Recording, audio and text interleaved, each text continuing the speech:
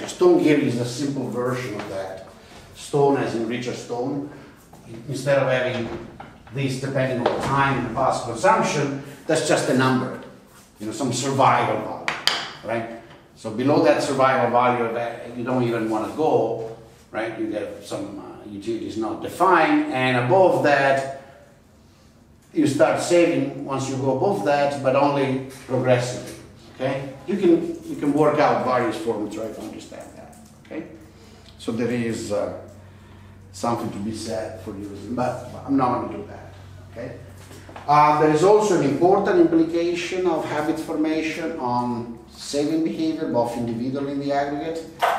I don't have time to go through that. If you're interested, there's a paper by Larry Cristiano, Jonas Fisher, and myself in Macroeconomic Dynamics, I think the first issue back 20 years ago, edited by Lars Hansen, and we published the note there. We never bothered to work it out more. It's actually quite relevant. Standard utility functions tend to predict a behavior of saving and saving responses to positive productivity shocks that is completely counterfactual.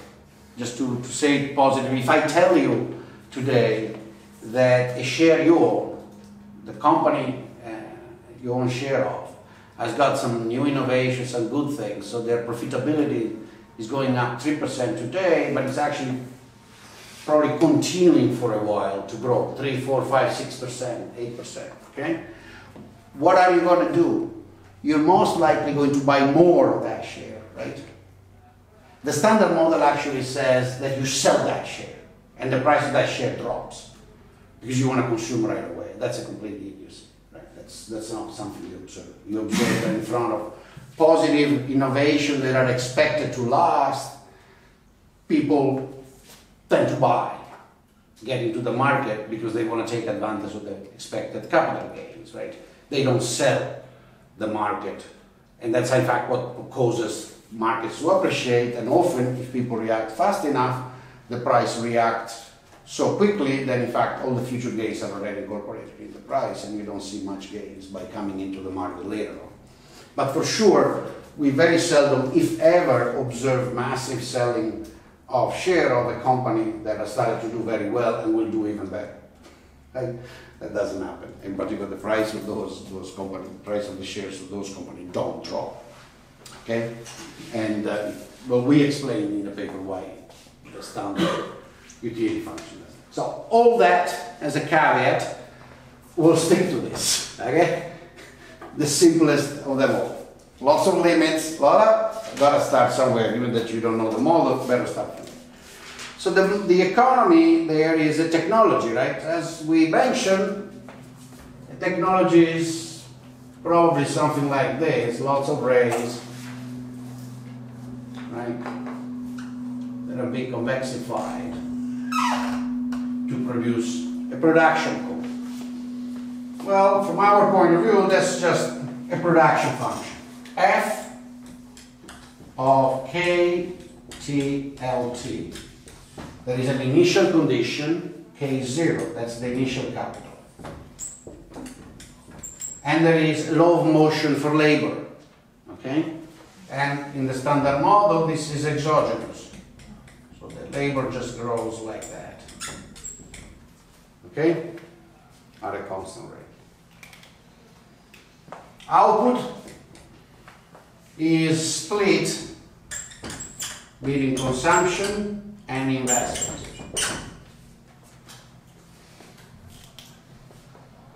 Okay? And investment is added to the undepreciated portion of existing capital to give you tomorrow's capital. All right? So that's the most elementary model we have. It's literally national income account, right?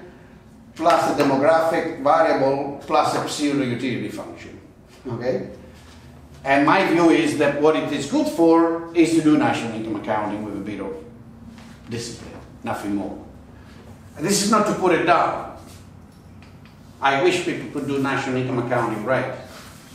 Most people don't seem to, even if they have professors at universities or ministers. National income accounting. You want to become an economist, study accounting, like double entry bookkeeping, so you understand passività, attività, you know, for a central bank, for example.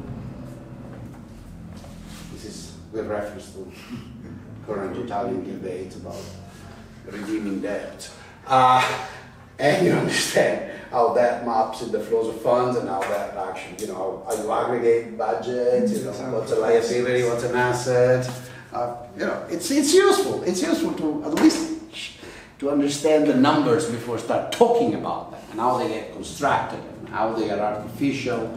And yeah, they're all convention, I agree. Even being alive is a convention in some sense, all right? But they're useful conventions. If we want to change them, we're sure we can change them, but you know, we haven't used double entry bookkeeping for almost 1,000 years by chance. It was a major improvement. And if we have some better system, we'll probably use it. All right, so that's the basic system. Okay, what are we going to do with this system? First of all, we're going to simplify it. Right? The simplifications is going to be what? It's sometimes when you do theory, being parsimonious with notation is useful. It helps. As long as you don't throw away the baby with the simplifying notation, it's good. So how are we going to simplify notation here? Well, here's what we're going to do. First of all, we're going to take this definition and use it to eliminate this. Right? And so we're going to write that as a total stock equation by writing this.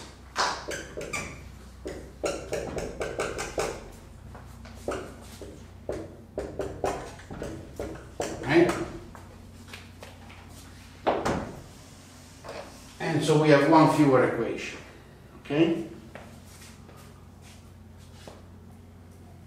Then we're going to notice that we can divide here across by LT because we assumed Tuesday that this is homogeneous degree 1. Okay? It's a cone, right? So we divide by LT.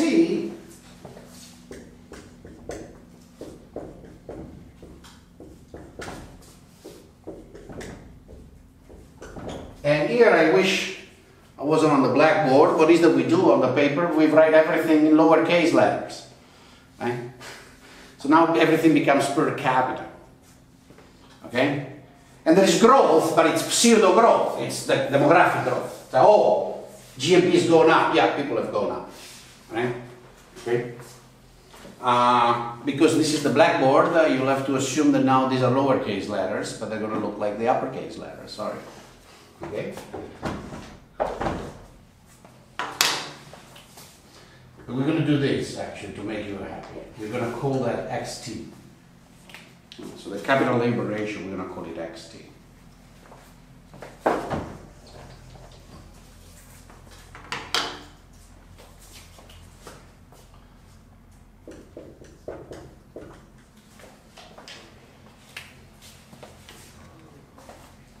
Now you're supposed to stop me and say, Boldrin, you made a mistake.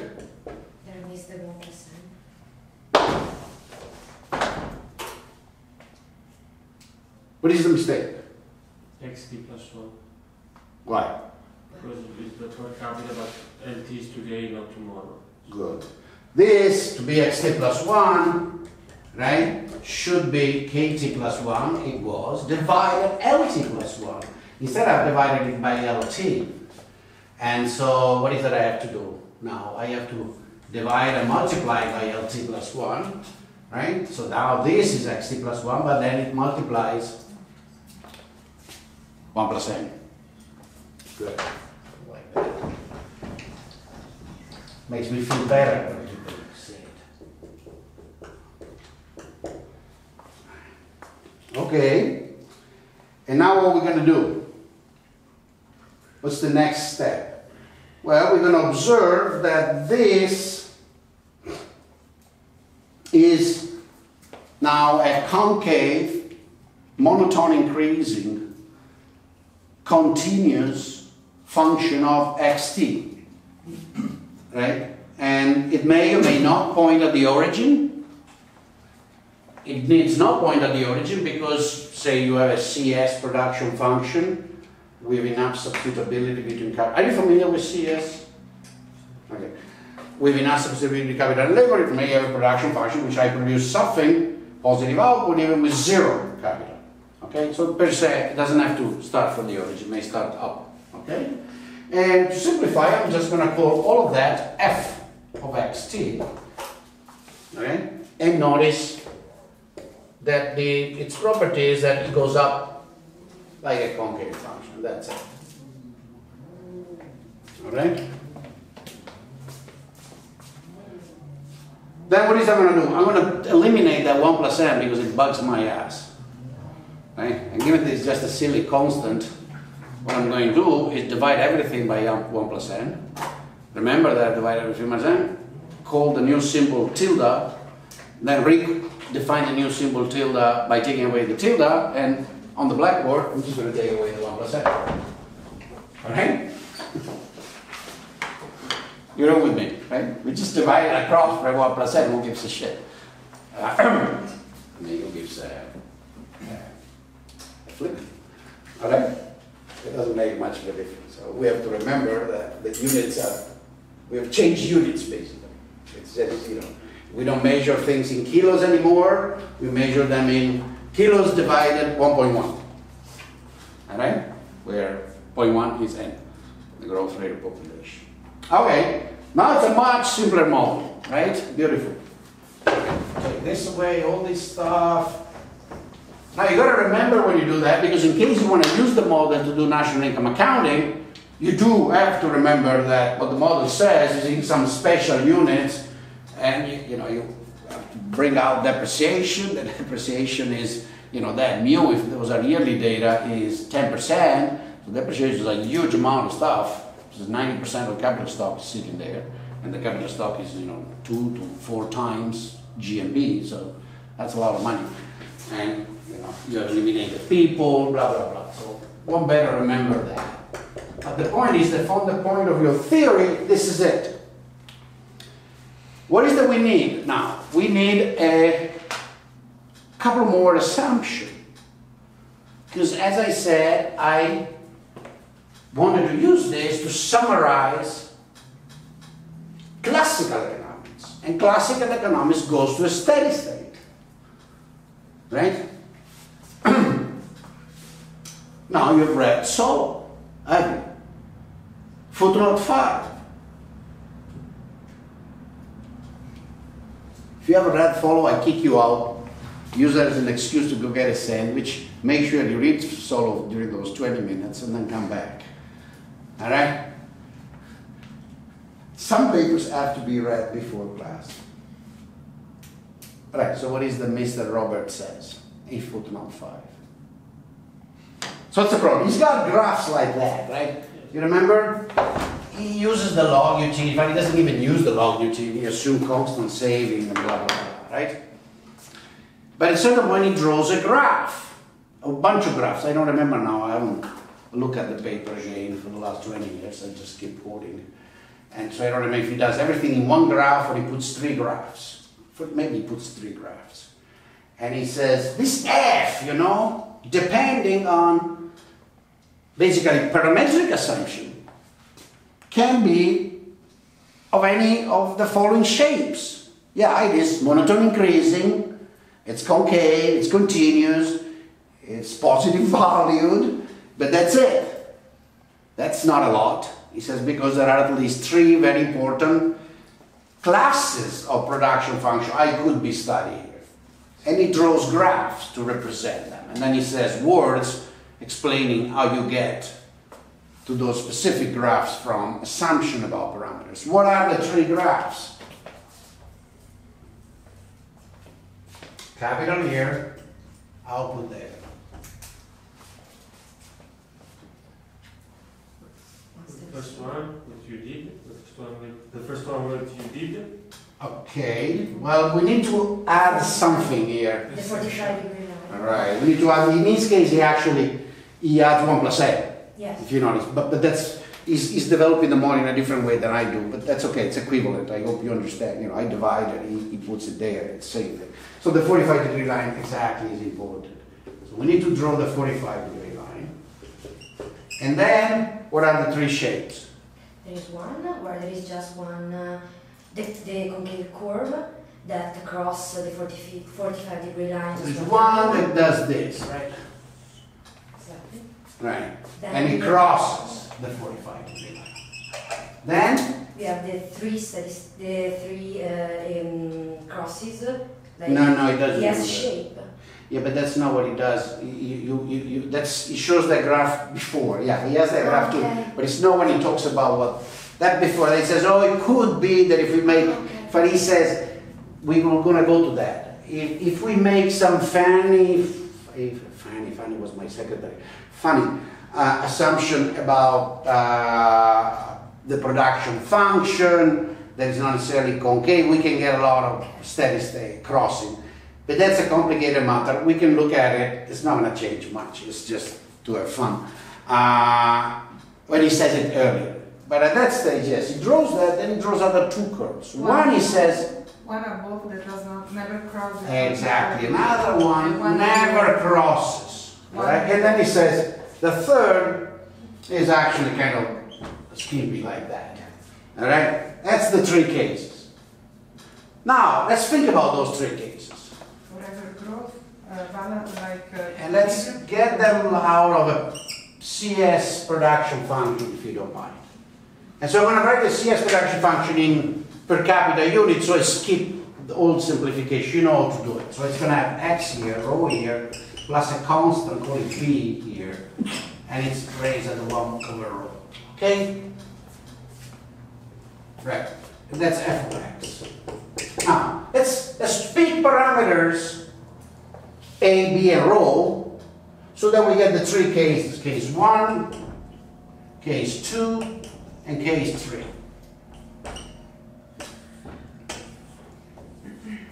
Okay? Case 2 is constant return to scale, so... No. Constant return to scale is all three of them. Remember, it's a CS. Okay. Right? Remember, so constant return to scale purely means, remember, that the function there came from a function that had originally this form. K at the row plus BL at the row at the 1 over rho, right?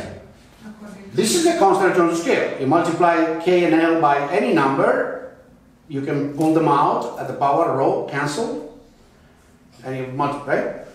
So let's see what the general restriction are on this parameter. A has to be greater than 0, otherwise we're going to express negative output. Okay? B is going to be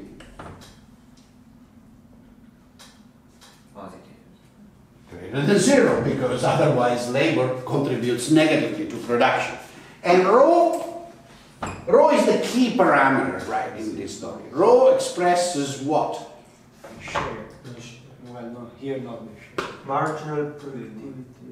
The elasticity. Of substitution between factors. Exactly. It's the degree of elasticity or the marginal rate of substitution between K and L. In particular, this stuff you should check. I'm sorry, no, it's gonna, I hope I don't have the usual time, because often that's the way it happens.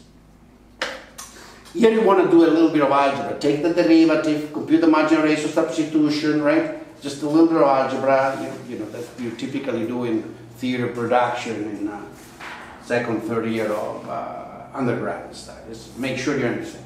Rho can be a number between what and what?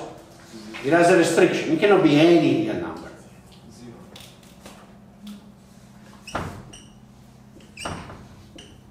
Funny enough, it's less or equal in both cases. So it goes from, you don't remember, it goes from minus infinity, no, to 1. Right? Look at 1, it's the easiest. When rho is equal to 1, this is a linear production function. Right? Very simple. Its isoquants are just bang. What does it mean? The two factors are perfect substitutable. Right? You can produce with either.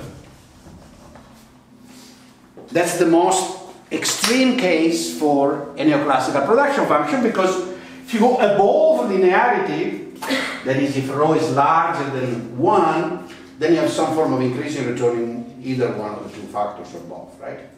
If you got rho being 3, right? Then you will see that the marginal productivities of either factor does not decline anymore, right? Okay, so rho is bounded above by 1. At 0, the expression looks funny, and in fact one needs to use Hopital rule to compute derivatives and show that it actually boils down to the Cobb-Douglas. As you go negative, what happens? The degree of substitutability between the two decreases, and remember, you know, a Cobb-Douglas, so if this is linear, a Cobb-Douglas has isoquants that are like an hyperbola, or, you know, they are asymptotic to the two axes, right?